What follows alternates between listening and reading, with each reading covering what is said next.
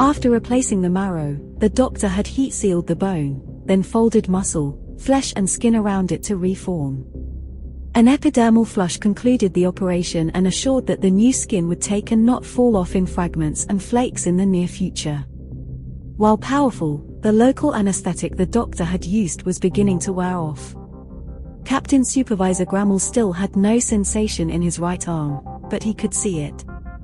He used his left hand to lift the rebuilt limb toward the light, turned it over for a look at the obverse side. Experimentally he tried flexing his fingers. They reacted only slightly, but they reacted.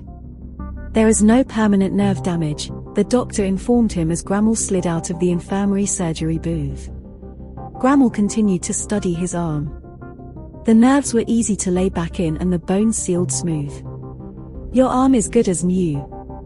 It will feel and act like it in about 5 days. Only one thing. The captain supervisor looked at her. You'll never sweat from that arm again. As the doctor continued putting away her instruments, she continued conversationally. If more than your forearm had been equally destroyed, let's suppose the entire upper half of your right side, then would have had to equip you with at least one series of artificial perspirators. But with radical reconstruction restricted to your right forearm, your body will compensate for the lost area easily enough. With an exploratory hand she reached out and touched the right side of Grammel's face. How is your hearing on this side? Adequate, Grammel replied curtly. You're an efficient mechanic, Doctor. I'll see that you're suitably rewarded. There is a way to do that. What would you like? She slipped out of her stained robe and returned to arranging her instruments neatly within the proper cabinets. She was an old woman and her eyesight and hearing were not what they once were. Certainly not as good as Captain Supervisor Grammel's, even allowing for the new tympanium she'd installed in the rebuilt ear. An unlucky woman, she'd permitted her modest talents to be used by the Empire. Such was often the case with people who no longer cared much about living or dying. She hadn't cared since a particular young man had perished in a fiery landspeeder crash some 40 years ago. The Empire had stepped in and given her, if not exactly a reason to live, something useful to do in lieu of dying. She squinted up at him. Don't execute those 6 troops. The ones from the rear restraint detachment. That's a surprising request for a reward, Grammel mused. No, he added somberly, seeing the expression on her face, I suppose it's not. Not coming from you. I have to refuse. He ran a hand over the dark suture that ran from the upper part of his partly shaved skull down by his rebuilt ear to disappear like a fishing line into his lower jaw. There was an organic suspension implanted along that line. It would hold his jaw in place and allow it to function normally until that side of his face knitted properly. When the healing process was complete, the suture would be absorbed into his body. They are incompetent, he finished. Unlucky, the doctor countered firmly. She was about the only person on Mimban who dared argue with the captain supervisor. Healers can usually afford to be independent. Those who might be tempted to fight with them never know when they might have need of their services. To Grammel, a little dissension was cheap insurance against an accidental slip of the bone welder. Turning from her, he studied himself in a mirror. 6 fools. They allowed the prisoners to escape. As usual, the doctor couldn't begin to read Grammel's thoughts. It was entirely possible he was admiring the scar running parallel to her suture. Most men would have been appalled by it. Grammel's aesthetics, however, differed from those of most men. To Yuzum, the doctor reminded him, with human aid are a difficult combination to fight. Especially if outside help was involved. Grammel turned to her. That is what has been troubling me. They must have had such help. The escape was too clean, too neat, for it to be otherwise. Especially for a pair of strangers. You still have not given me a legitimate reason for cancelling the execution of the 6 guards. 2 of them are permanently maimed, she told him, and the others all scarred in various ways beyond my ability to repair. Your resources here are far from limitless, Captain Supervisor. If you intend to search the region around all the towns, you're going to need every walking man you have. Besides, compassion makes men work harder than fear. You're a romantic, Doctor, Grammel countered. Despite which, your evaluation of my resources is quite accurate. He turned to exit the room. Then you'll countermand those execution orders, she called after him. I have no choice, he admitted. One cannot argue with figures. The door closed silently behind him. The doctor turned back to her white sanctuary, gratified. Her task was to save lives. Whenever she could do that in a situation in which Grammel was involved, she felt a true sense of accomplishment. Days passed, became 4, then 5, 6. On the morning of the 7th day, Luke slid into the seat alongside Hella. The old woman insisted on taking her turn behind the controls, and neither Luke nor Leia could talk her out of it. You said 7 days, Luke finally ventured evenly. To 10, she admitted amiably, continuing to keep her attention on the ground ahead of them. She fought to give the impression that age had honed instead of weakened her ability to penetrate the mist. Great trees with down-curving branches hung close by them. Hella negotiated a winding path around the thick boles. Leia was resting on one of the cushioned, water-repellent seats behind them, gnawing on an oblong piece of fruit she'd found in one of the food lockers. The fruit shone in the dim daylight. It had been treated with some kind of slick preservative that gave it a honey-like glaze. You sure we're going in the right direction? Oh, there's no mistaking that, girl, Hella insisted. But the distance could be a little uncertain. The greenies have a way of telling you what you want to hear. Maybe the one who babbled to me felt that if he'd told me the Temple of Pomajima was a month's journey off instead of a week's, I wouldn't have given him his methanol roll. Maybe, the princess suggested, he told you there was a temple because he thought the same way. Maybe there is no such temple. We do have the piece of crystal as proof, Luke pointed out. At least, we did. He looked downcast. There now, Luke boy, Hella comforted him. As you said, there was nothing you could have done about that. Are you sure about the crystal's properties, Luke? The princess asked uncertainly. Luke nodded slowly. I couldn't have made a mistake, Leia. That stirring inside me when I touched it. I've only felt that before in the presence of Obi-Wan Kenobi. He stared off into the damp greenery. It's strange, like waves breaking inside your head, through your whole body. Okay, the crystal gets first priority then. She turned to face Hella. But afterward, we have to get off this planet. The Alliance will give you whatever reward you wish, Hella, if you help us. Oh, you can count on that, she said. I'll do my best for you too. She noticed a beep from R2 and added. Excuse me, you four. But I want nothing to do with the rebels. I'm no outlaw. We're not outlaws either, an outraged Leia exclaimed. We're revolutionaries and reformers. Political outlaws, then, Hella shot back. The Empire is staffed by outlaws. The old woman grinned back at Leia, her expression wizened by years. I'm no philosopher, girl, and I lost any martyr complex I might have had 40 years ago. Come on, you two, Luke broke in uncomfortably. Do you think she's right, Luke? The princess asked quietly. Leia, Well, boy. Hella watched him expectantly. He was saved the necessity of a response as an abrupt lurch threw everyone toward the left side of the crawler. Hella responded swiftly by throwing all 6 wheels into reverse. Leaning over the side, Luke had a bad moment when he saw the forward balloon wheel sinking into something with the consistency of watered porridge. But the crawler was well designed. Multi-wheel drive and the powerful engine pulled them clear. Hella leaned over the wheel for a minute, then studied the terrain ahead. A paler plot of ground lay between patches of the treacherous sludge. Running forward once more, the crawler pushed on over firmer ground. You have to be alert every second on Mimban, Hella declared. This is a crazy world, where the ground itself is your most uncertain enemy. As if in response, the ground trembled beneath them. Luke frowned, peered over the side. "Just how stable is this region?" the princess inquired uneasily. "First you want me to be a philosopher, now a seismologist," quipped Hala. "Stable?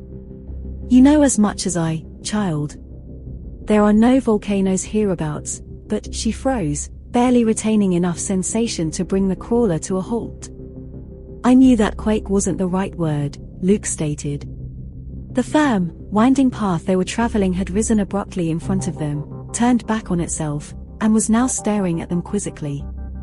"Force preserve us!" Hala yelped, even as she spun the crawler on its central global wheel and sent them racing at high speed back the way they'd come. The ground continued to turn and come after them. Pale cream in color, with streaks of brown, the Colossus possessed nothing resembling a normal eye. Instead, the blunt end which was curling back toward them boasted a score of haphazardly spaced, dull, black spots like the eyes of a spider.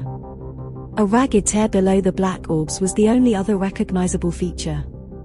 It split now, revealing jet-black teeth set in concentric circles lining an endless gullet. Both Yuzum were chattering madly and firing at the great hulk, with as little accuracy as effect. The Yuzum's rifles left thin black streaks on the anemic-looking flesh, but didn't penetrate deeply enough to cause any real destruction. Luke had his own pistol out and working, as did the princess. Their bolts glanced harmlessly off back or sides, or the bottom body plates. 3PO and R2 hung on desperately. "Wandrella!" Hala was yelling. "It's a Wandrella! We're finished!" The great blunt head was still winding ponderously back toward them. They were traveling on firm ground now and not on the monster's back. But the swamp crawler was built for sturdiness and stability, not speed. Branches and whole trees snapped off as the probing head curled after them, followed by the great white train of the Wandrella's gargantuan body. Thick sucking sounds issued from beneath the huge body plates as the creature humped along after them. It traveled slowly, but each time it moved it covered meters. And it moved in an inexorable straight line, whereas the crawler had to dodge trees and pools of bottomless ooze. It drew so close that Luke and the others gathered desperately in the front of the crawler. "Aim for the eye spots," he ordered. Everyone took his advice, and this time their shots seemed more effective. Several bolts struck a couple of the black circles, searing them badly. A dull rumble boiled up out of the creature's depths, a lingering, moaning thunder. It was part confusion, part barely realized pain. By now it was clear that the Wandrella's nervous system was either too primitive to be instantly neutralized by energy fire, or too evenly distributed throughout its mass and thus devoid of any vital center. 10 meters of its front end lifted up, dropped like a great white tree falling in slow motion. Hala tried to dodge, and the crawler struck a thick, rotting stump. The first wall climbed over with a jolt, sending them tumbling to the floor of the crawler cab, but the second did not. They were hung, the stump pinning them between first and second axle, as that nightmare torso plunged down at them, opening wide, the black maw bit and clamped tight around the rear of the crawler. Its grip was devastatingly firm for so rubber-looking a creature. No one had to give the order to abandon the vehicle. That was understood instantaneously. He was last off, lingering for a final shot down the partly open throat. He barely leapt clear as the crawler rose into the air. Only his extra-long arms enabled him to retreat safely. Then they were sprinting for a hiding place, but there weren't any. No mountains to climb, no caves and hillsides here, and they had to be cautious or seemingly solid ground would devour them as efficiently as the worm behind them. Crumpling noises reached them. Looking back over a shoulder as they ran, Luke saw the Wandrella chewing the swamp crawler as if it was some choice morsel plucked from a tree. The analogy was not lost on him.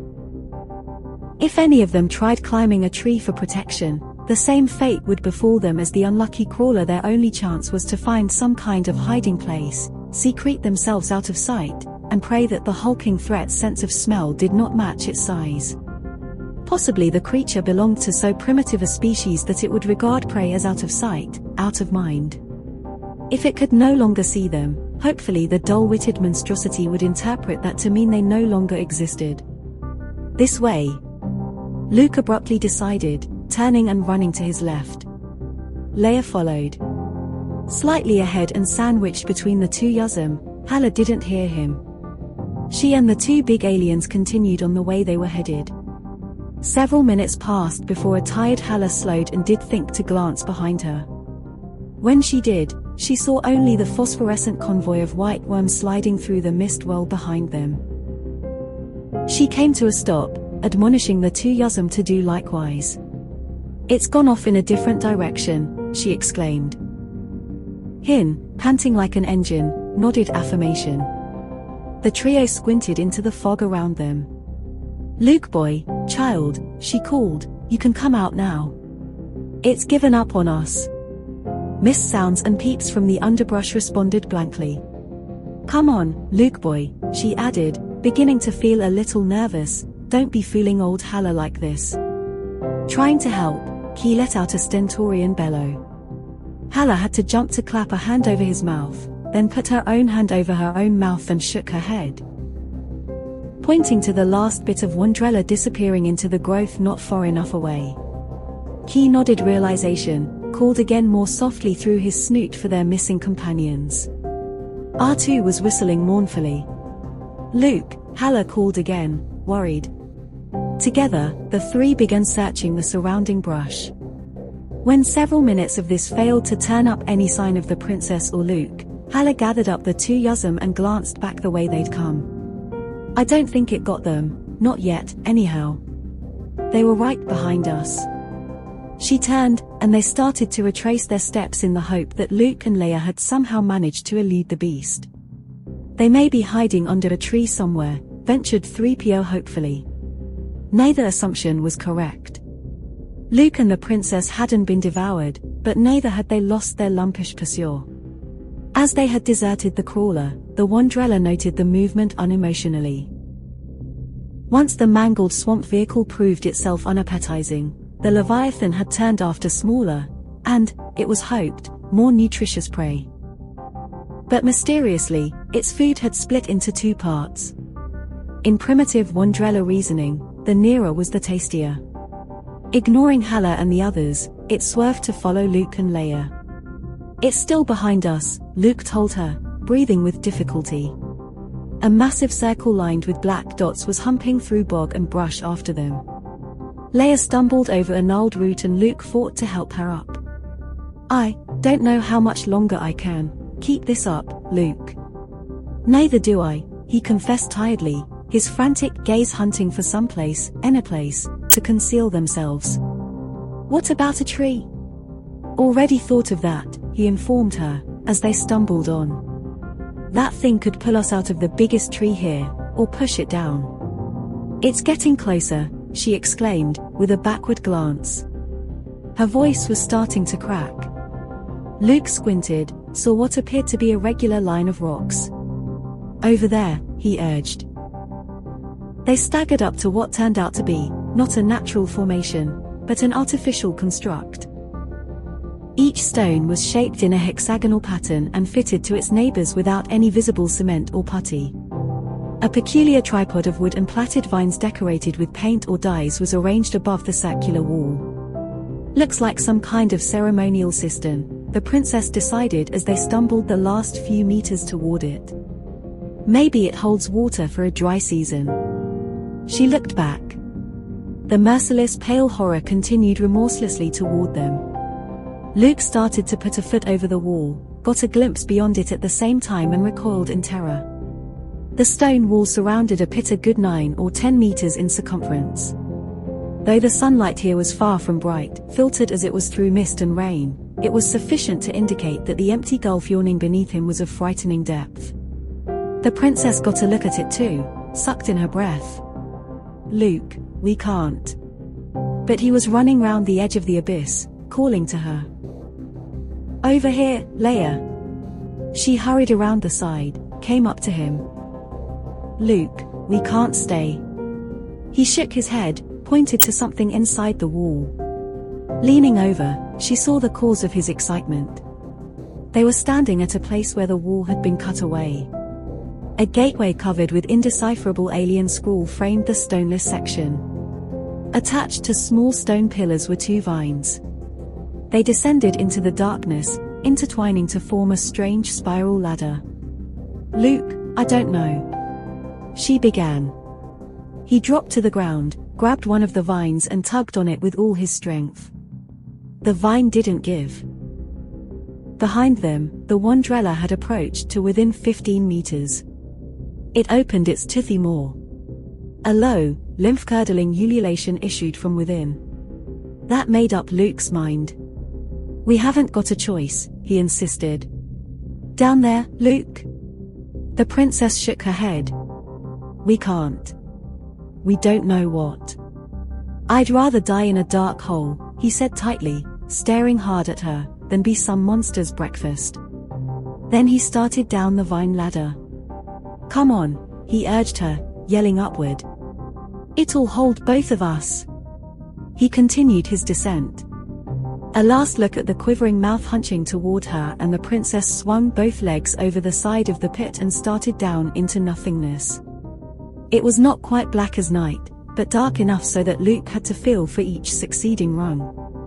Once he moved too quickly and almost fell. With his right leg he felt around for the next rung. There was no next rung. He'd reached the bottom of the ladder. "Hold it," he shouted softly up to Leia. The slight echo of the pit gave his voice a sepulchral quality.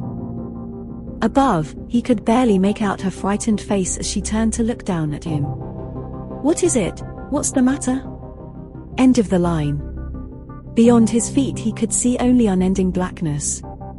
It seemed as if they'd descended no distance at all. But as his eyes adjusted to the light, he thought he saw something a couple of steps above and to his right. Climbing, he soon made contact with the princess's feet.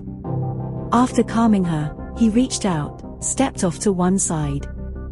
The ledge he'd spotted was barely a meter wide, but another of the tough vines had been attached to the wall above it, running parallel to the ledge about waist high.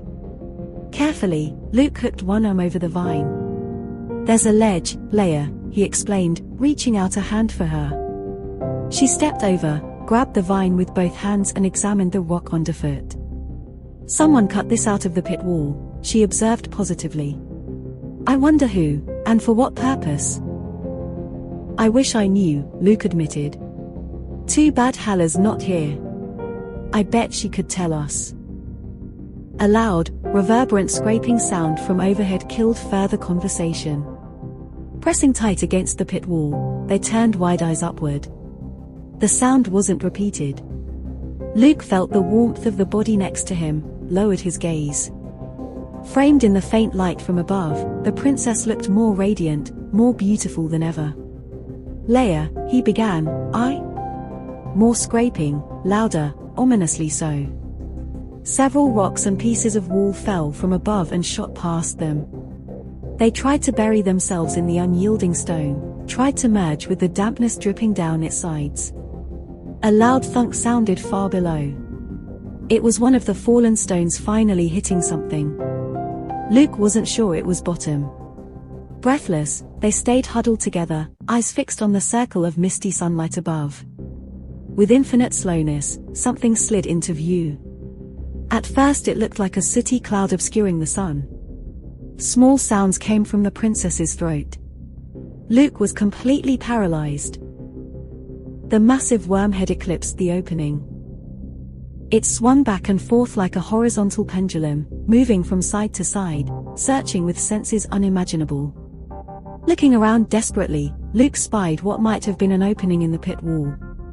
It was at the far end of the ledge. "Follow me," he instructed the princess. When she didn't move, he grabbed one hand and pulled. She followed him, her gaze still frozen on the monstrosity above. The opening turned out to be large enough to hold both of them. It was tall enough so that Luke hardly had to stoop to fit inside. Both stared up and out, relieved to be off the narrow ledge. Perhaps the creature above was sensitive to their relief. Something certainly attracted it, because the great skull abruptly ceased its weaving motion. It turned downward, facing them. "It sees us," the princess breathed, gripping Luke's arm so hard it hurt. "Oh, it sees us. Maybe it's just looking down the pit," Luke responded, more hopeful than sanguine. With a hunching movement that filed stone and rock from the upper edge of the chasm, the head drifted lazily down toward them. Its vast mouth was agape, framing a darkness deeper than that of the pit itself.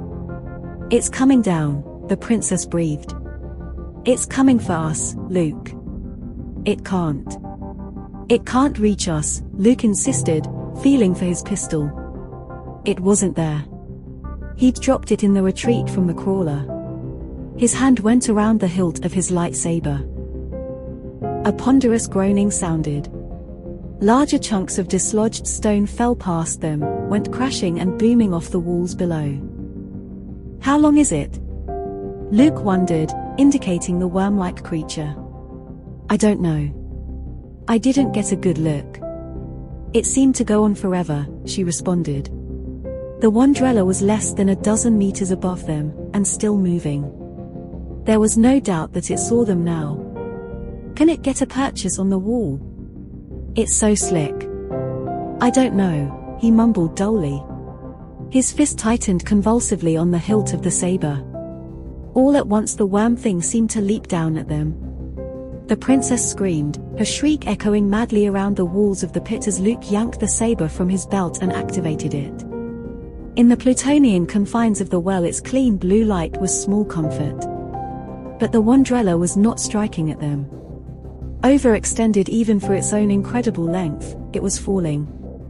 It went rocketing past, a seemingly endless white waterfall of faintly glowing flesh. Leaning out, they saw it shrink to a dot, a pinpoint of brightness before it finally vanished into the abyssal depths. Echoes of the creature bouncing and bumping from wall to wall drifted up to them with steadily increasing faintness, dying memories of a massive death. Luke shakily deactivated his saber and reattached it to his belt. At the same time, the princess grew aware of how tightly she was clinging to him. Their proximity engendered a wash of confused emotion. It would be proper to disengage, to move away a little. Proper, but not nearly so satisfying. She was utterly drained, and the comfort she derived from leaning against him was worth any feeling of impropriety. They stood like that for a timeless stretch. Luke slid his arm around her and she didn't resist.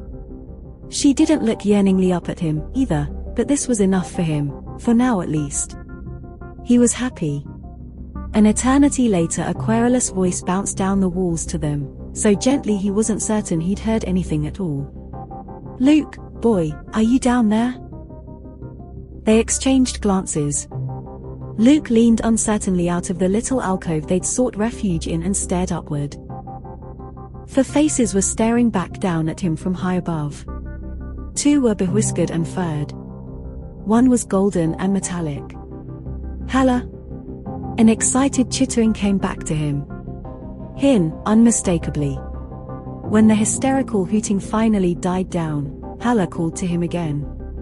"Are you two all right, Master Luke?" 3PO called down to them. "I think so," he shouted back. "It came down after us." "I thought you were behind me all the time," came Hala's reply. "I'm glad you're still alive." "So are we," exclaimed the princess, her normal self-reliance flooding back rapidly. "We'll join you in a minute." She started out of the rock recess. "No we won't," countered Luke somberly, putting out an arm to stop her. "Take a look." Her gaze followed his pointing arm. Where the Wandrella had fallen, the walls of the pit were scraped clean and chipped away as if scoured by some huge abrasive pad. The vine spiral ladder they'd climbed down was completely gone. So was more than half the ledge. "We've no way back up," he called out to the anxious watchers above. "The vine ladder we came down was torn away. Can you make another one?" Silence from above. For a few moments the faces moved out of sight.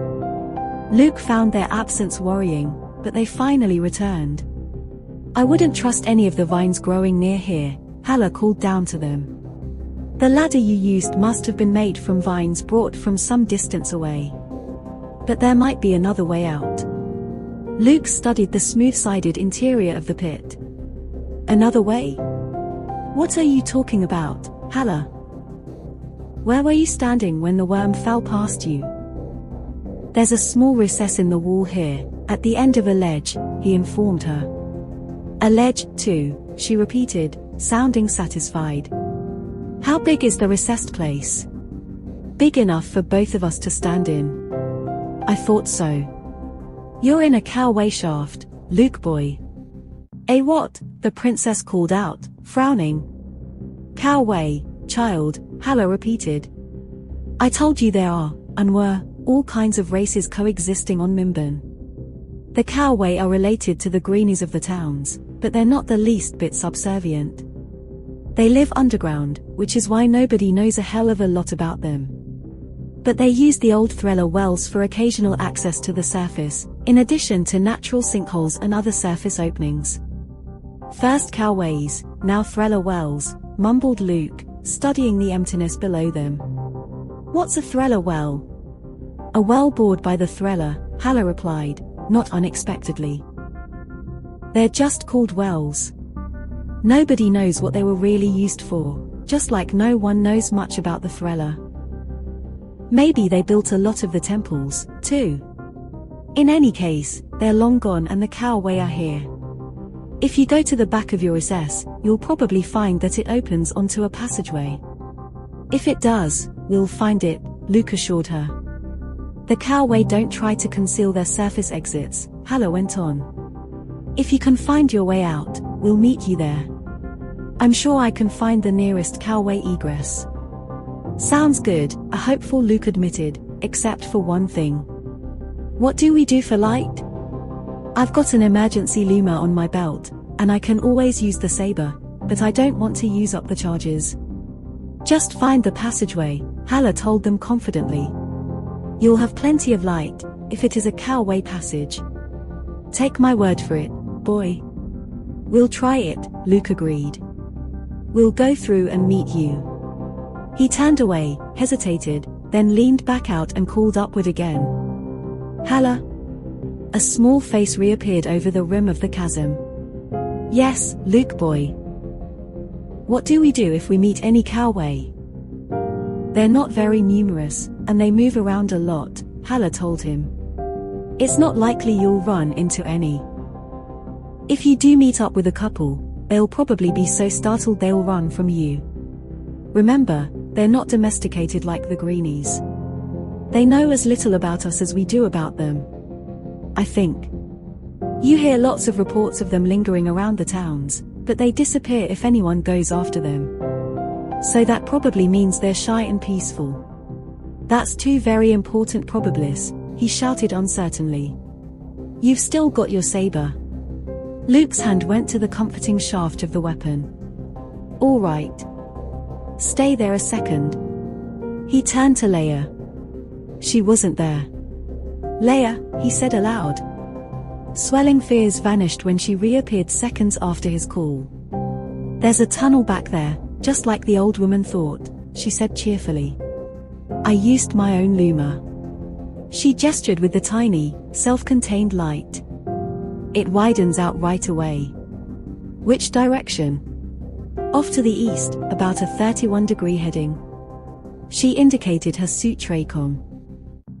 31 degrees east, Hala, he shouted upward, relaying Leia's information. Okay, boy.